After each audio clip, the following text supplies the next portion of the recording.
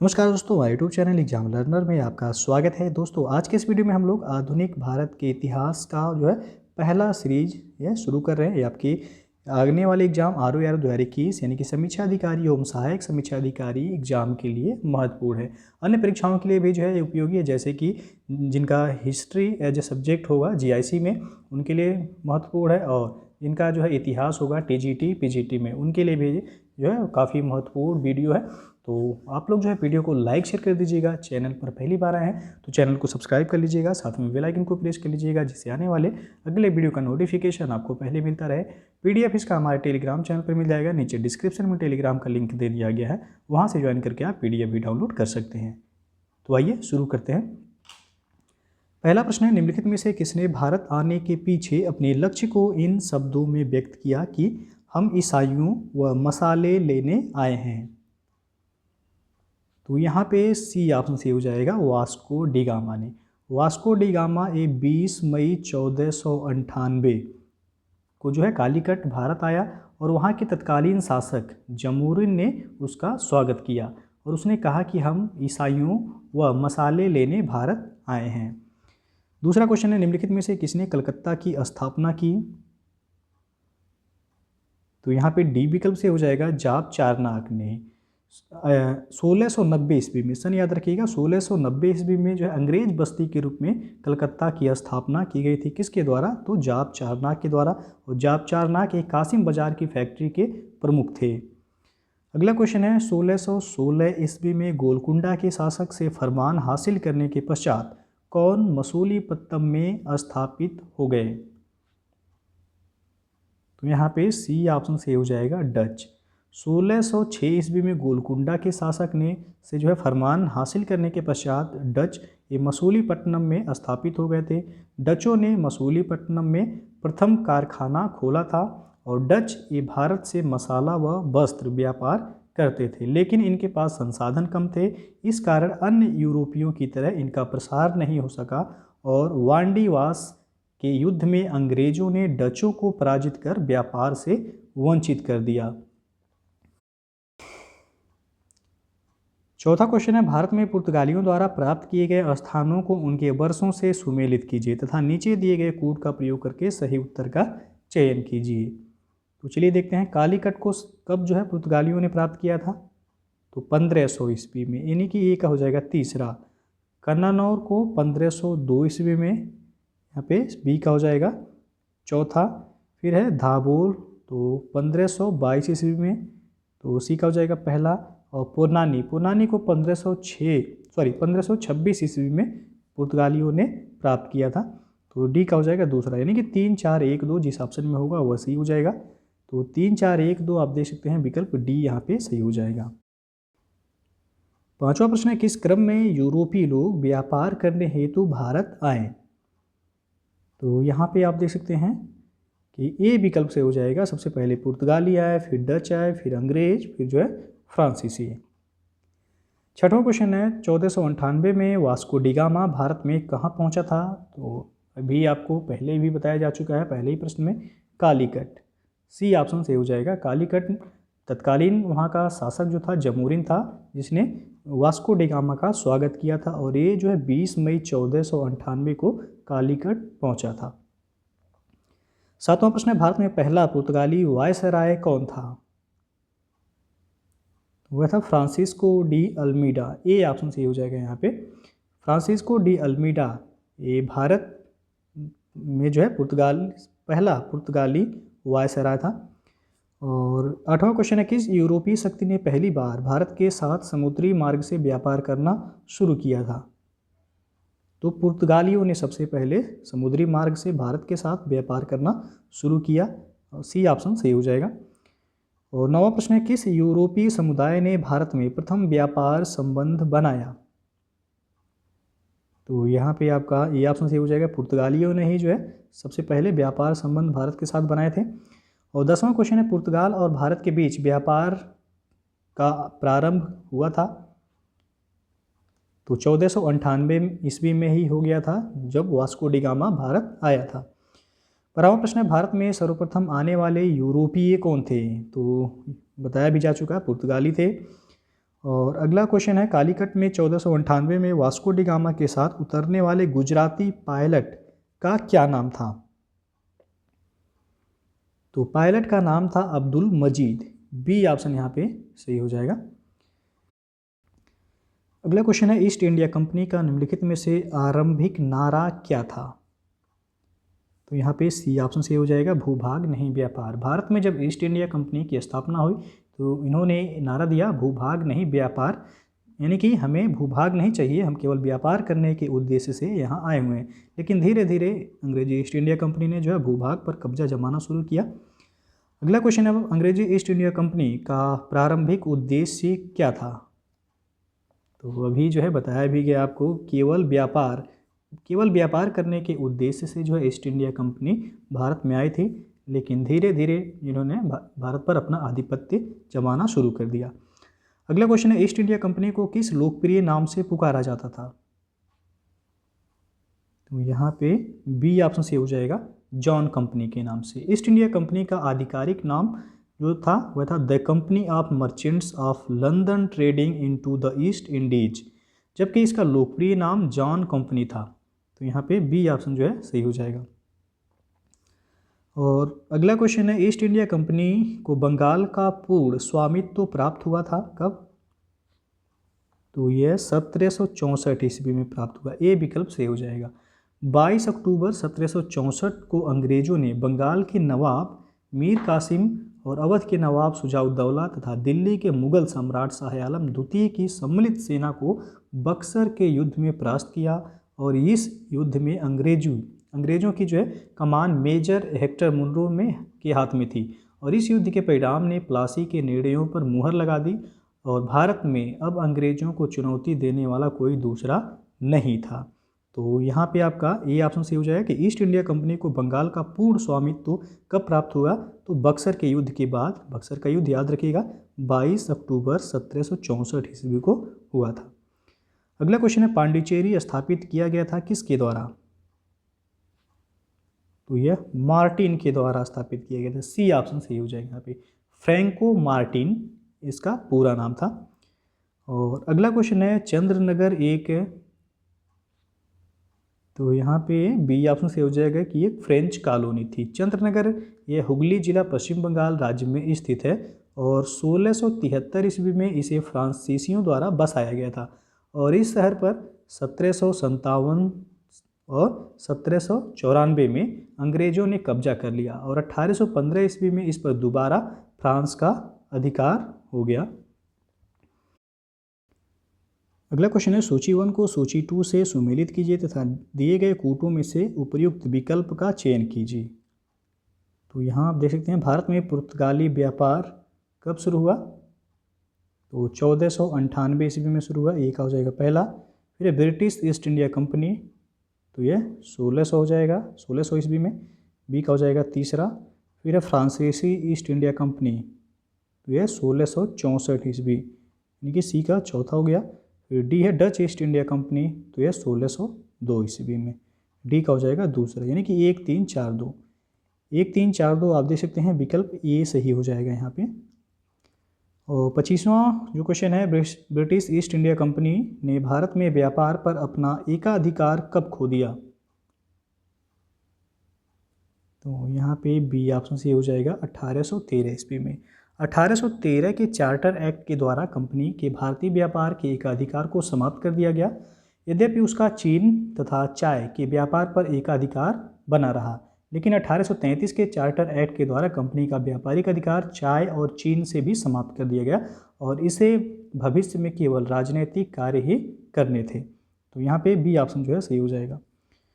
अगला क्वेश्चन है, भारत में ब्रिटिश ईस्ट इंडिया कंपनी की पहली प्रेसिडेंसी कहाँ थी? तो वह था मद्रास में। ये ऑप्शन सही हो जाएगा यहाँ पे।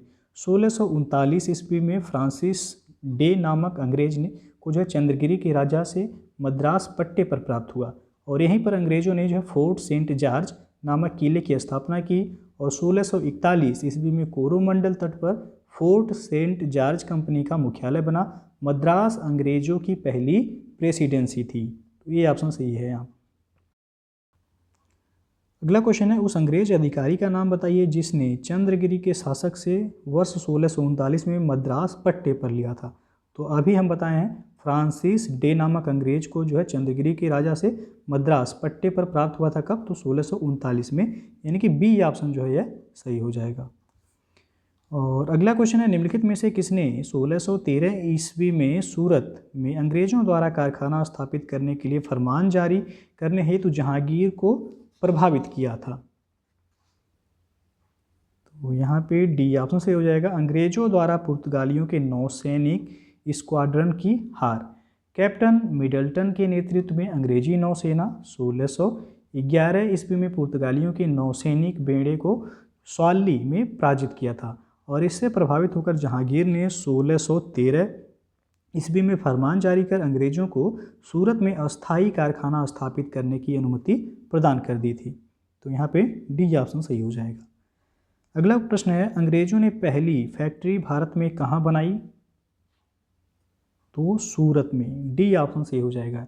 जहांगीर के शासनकाल में इंग्लिश ईस्ट इंडिया कंपनी ने सर्वप्रथम 1611 में मसूलीपट्टनम या मछलीपट्टनम में एक अस्थायी कारखाना स्थापित किया था, लेकिन 1613 ईस्वी में सूरत में स्थापित कारखाना अंग्रेजों का प्रथम अस्थायी कारखाना था। तो यहाँ डी ऑप्शन सही हो जाएगा। और अगला प्रश्न है, द्वितीय पुर्तगाली वो यानी कि वाणिज्यिक अभियान का नेता कौन था? तो यहाँ पे डी ऑप्शन सही हो जाएगा, अल्वारेज काब्राल। प्रथम पुर्तगाली अभियान का नेता जो था वह था वास्को डी गामा, जो कि 1498 ईस्वी में भारत आया था, जबकि जो है 1500 ईस्वी में द्वितीय पुर्तगाली जो कि वाणिज्यिक अभियान का नेता अल्वारेज काब्राल था। अगला प्रश्न है, अल्बुकर्क ने गोवा कब्जा कहाँ से किया था? तो यहाँ पे सी ऑप्शन सही हो जाएगा, बीजापुर से। भारत में पुर्तगाली शक्ति का वास्तविक संस्थापक जिसे माना जाता है अल्बुकर्क को माना जाता है और इसने भारत में एक प्रादेशिक शक्ति के रूप में पुर्तगाली राज्य की स्थापना की और फरवरी 1510 ईस्वी में बीजापुर के आदिल शाही सुल्तान से गोवा को जीतना अल्बुकर्क की पहली महत्वपूर्ण उपलब्धि थी। अगला प्रश्न है, ईस्ट इंडिया कंपनी को सुनहला फरमान यानी कि गोल्डन फरमान कब प्राप्त हुआ? तो यह 1632 ईस्वी में प्राप्त हुआ। 1632 ईस्वी में गोलकुंडा के सुल्तान ने अंग्रेजों के एक फरमान के द्वारा गोलकुंडा के बंदरगाहों पर व्यापार करने की अनुमति दे दी। इसके बदले में ब्रिटिश कंपनी को 500 पैगोडा, कितना? तो 500 पैगोडा वार्षिक कर देना था और यह फरमान अत्यंत लाभकारी होने के कारण इसे सुनहरा यानी कि गोल्डन फरमान कहा गया। और अगला प्रश्न है, भारत से पुर्तगाली सत्ता के पतन के कारणों में से कौन सा कारण सही नहीं है? तो इसमें डी ऑप्शन जो है सही नहीं है कि औरंगजेब की व्यापार विरोधी नीति। भारत में पुर्तगाली सत्ता के पतन के कारणों में स्पेन का 1580 ईस्वी में पुर्तगाल पर अधिकार और भारत में मुगल सत्ता की स्थापना तथा अंग्रेजी एवं डच नौसैनिक शक्ति का उदय आदि कारण जो है सही है, परंतु औरंगजेब की व्यापार विरोधी नीति पतन के कारणों में शामिल नहीं है यहाँ पे।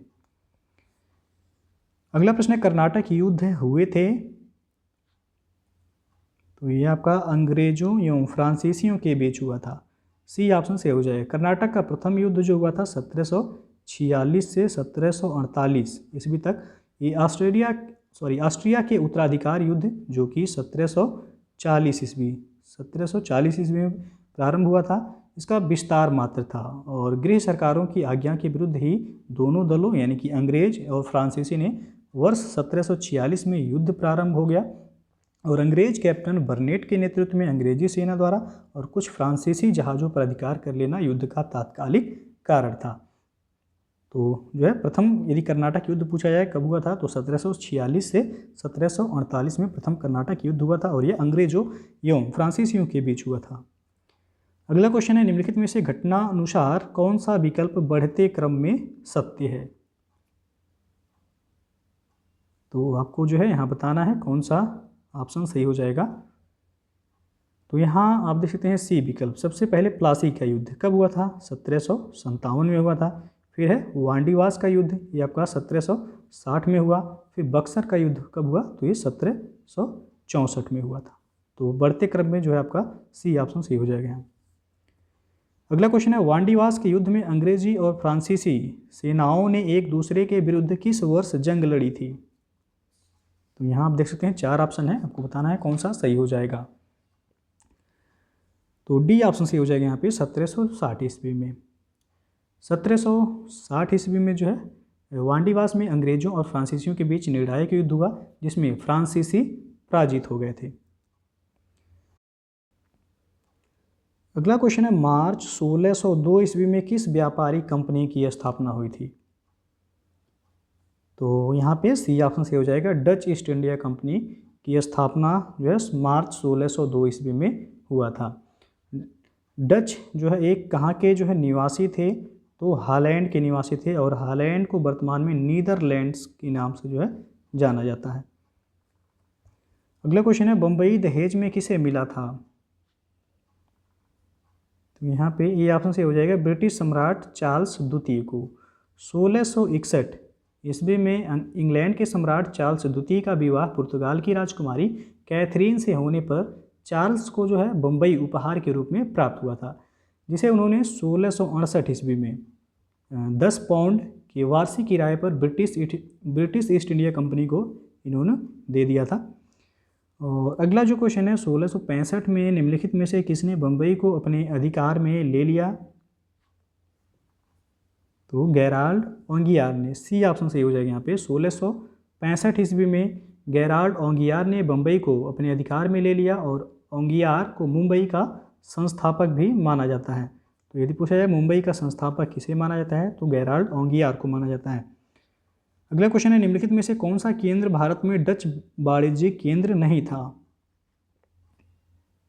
तो वह था हुगली। ये ऑप्शन जो है सही हो जाएगा। भारत में डच वाणिज्यिक केंद्र बंगाल के हुगली में नहीं था, बल्कि चिंसुरा में था। और भारत में अन्य जो डच वाणिज्यिक केंद्र था, जैसे कि मसूलीपट्टनम में था, पुलिकट में था, सूरत में था, कासिम बाजार में था, इन सभी में जो है डचों का वाणिज्यिक केंद्र था, लेकिन हुगली में नहीं था। अगला जो प्रश्न है, डच ने भारत में अपना पहला उपनिवेश कहाँ स्थापित किया? तो पुलिकट में। डी ऑप्शन सही हो जाएगा यहाँ पे। डच जो कि हॉलैंड के निवासी थे, हॉलैंड का नाम आपको पता है वर्तमान में नीदरलैंड हो गया है, तो ये मूलतः जो है नीदरलैंड के निवासी थे। पुर्तगालियों के बाद डच ही जो है भारत आए, और 1610 ईस्वी में डचों ने चंद्रगिरी के राजा के साथ समझौता करके पुलिकट में अपना पहला उपनिवेश स्थापित किया, और डचों ने यहीं पर जो है स्वर्ण सिक्के पैगोडा को भी ढाला था। और डचों ने अपनी कंपनी की पहली फैक्ट्री जो है 1605 ईस्वी में मसूलीपट्टनम में स्थापित की, और डच अपने प्रारंभिक चरण में काली मिर्च तथा अन्य मसालों के व्यापार में रुचि रखते थे, लेकिन बाद में मसालों के स्थान पर भारतीय कपड़ों के निर्यात को भी इन्होंने अत्यधिक महत्व दिया। तो यहाँ पे जो है डी ऑप्शन से हो जाएगा कि डच ने भारत में अपना पहला उपनिवेश कहाँ स्थापित किया, तो पुलिकट में। दोस्तों ये था आपका जो है आधुनिक भारत के इतिहास का पहला पार्ट। इसी तरह आपको जो है पार्ट वाइज आपको पूरे आधुनिक भारत के इतिहास को कंप्लीट कराया जाएगा। ये आपके आगामी एग्जाम RO यानी कि समीक्षा अधिकारी और सहायक समीक्षा अधिकारी के लिए महत्वपूर्ण है। तो वीडियो यदि पसंद आया हो तो लाइक शेयर कर दीजिएगा। चैनल को सब्सक्राइब नहीं किए हैं तो चैनल को सब्सक्राइब कर लीजिएगा, साथ में बेल आइकन को प्रेस कर लीजिएगा, जिससे आने वाले अगले वीडियो का नोटिफिकेशन आपको पहले मिलता रहे। PDF आपको टेलीग्राम चैनल पर मिल जाएगा, नीचे डिस्क्रिप्शन में टेलीग्राम का लिंक दे दिया गया है, वहाँ से ज्वाइन करके आप PDF भी डाउनलोड कर सकते हैं। तो वीडियो को पूरा देखने के लिए बहुत बहुत धन्यवाद।